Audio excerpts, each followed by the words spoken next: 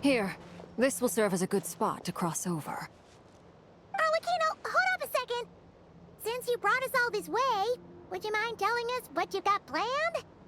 We still haven't got the slightest idea what's going on here. And if even Columbina doesn't know where the iridescent moon's marrow is, how do you?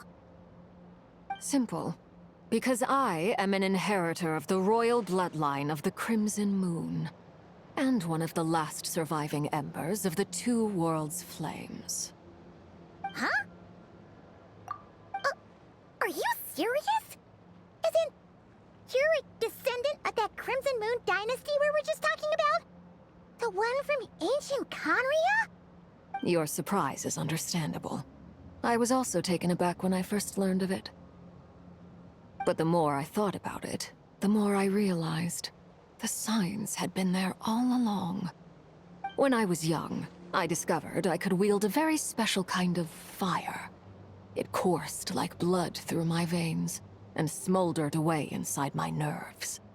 What's more, whenever I experienced strong bursts of emotion or drew too deeply on this power, it was like some kind of presence within the fire would begin to gnaw away at me, consuming me from the inside out. Exactly. That is why my hands are like this, too. At first, I saw it only as a curse, but once I became a harbinger, the Jester apprised me of the truth. Together with my own investigations, over the past few years, there are several things that I have gradually come to understand. For instance, take the so-called Crimson Moon.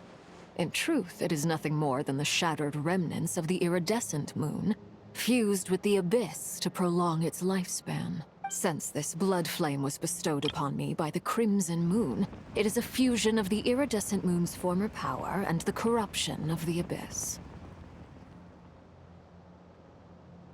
You all understand the nature of the Abyss well enough. I draw upon its power, and in return, it hungers for my soul.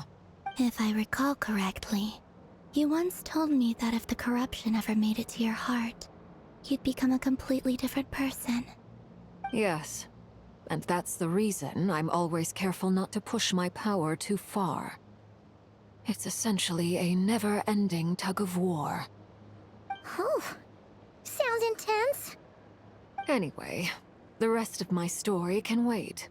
Is there anything else about the Crimson Moon or the Iridescent Moon that you're unclear about? Paimon has a question.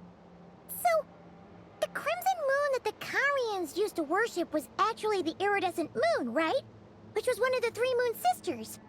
Does that mean that the Carians were to the Crimson Moon as the Frost Moon Scions are to the Frost Moon? So much of that history has been lost. We have no way of knowing exactly what they were like.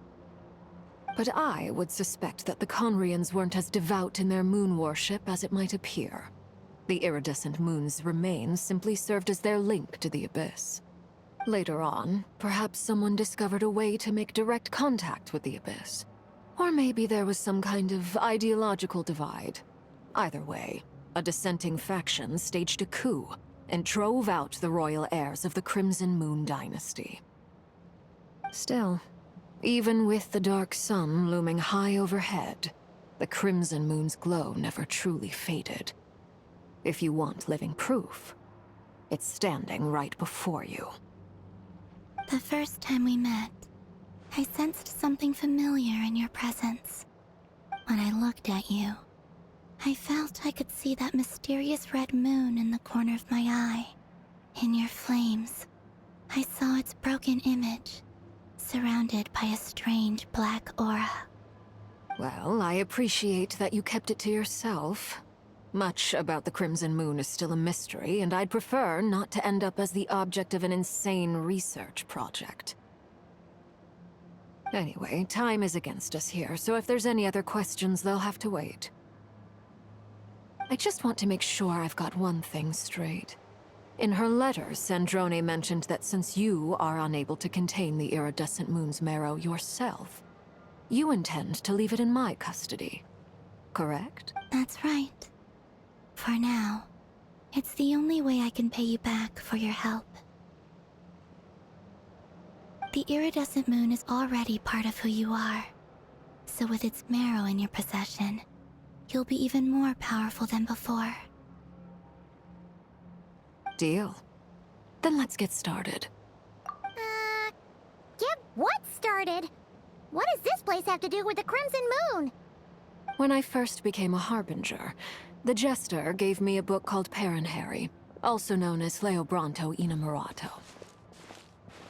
You should be able to buy a copy next time you're in Fontaine. It's a love story set in the Crimson Moon era, but setting aside the tangled romances of its characters, it also records a few interesting details.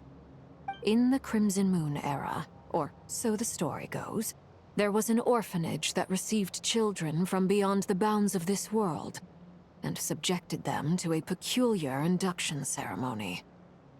Beyond the bounds of this world? For real? And what kind of induction ceremony? The Crimson Moon Sages looked beyond this world for beings with powers that surpassed the gods. But fearing they might lose control, they subjected these children to a process of refinement. They made these children crawl up a fireplace and kept asking them, "Have you died? Did you see it?" Until they finally admitted to having died and seen a crimson moon. The adults embraced the children who passed the ritual, telling them, "Within the fireplace, you have traversed the flames between two worlds. Here and now, you are born anew." The book leaves much unsaid, but I suspect that this was their way of branding the children they had enrolled, leaving an indelible mark upon them so that they would forever live in the Crimson Moon's light. That explains why I can't sense the Crimson Moon's marrow in this world. It makes sense that it would be sealed in a special space that can only be accessed temporarily through some kind of ritual. But there's no fireplace here. Do you see a chimney anywhere?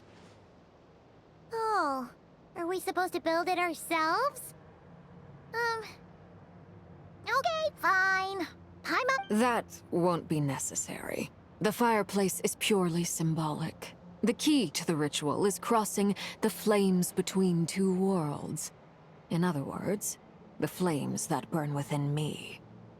Those burned away by such flames leave behind a kind of ghostly afterimage in the world. In the days of Conria, people believed they could be used to bridge the gap between the two worlds of life and death. In short, I can open a passage to that space for you. That's the easy part. The catch is I'll need to stay on this side to keep the passage open, so I won't be able to come with you. Once you're inside, you'll have to find your own way. Very well. Then I'll open it up. Traveler, spare me a little more moonlight if you would. I may need it.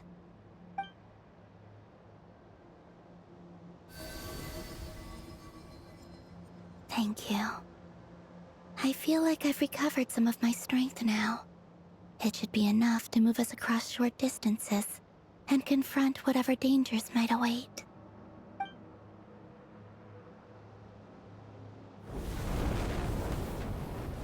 Mistress of the seven hues of ages past, great mother of the present, crimson-clad,